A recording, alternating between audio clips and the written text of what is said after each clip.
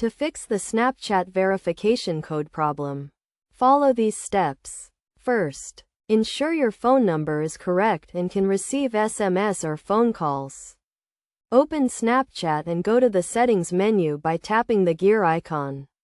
Then select Mobile Number and tap Send Code to receive the verification code.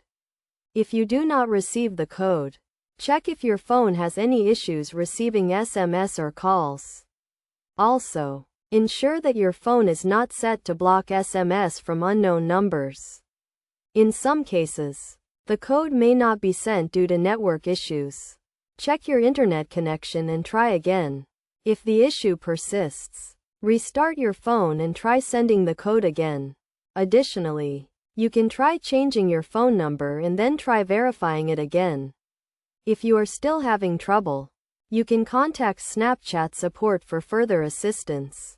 They can help you resolve the issue and provide more detailed guidance if needed.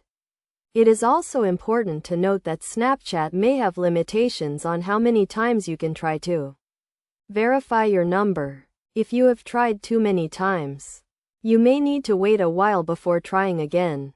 To avoid this issue in the future, make sure your phone number is up to date and your phone is able to receive SMS and calls.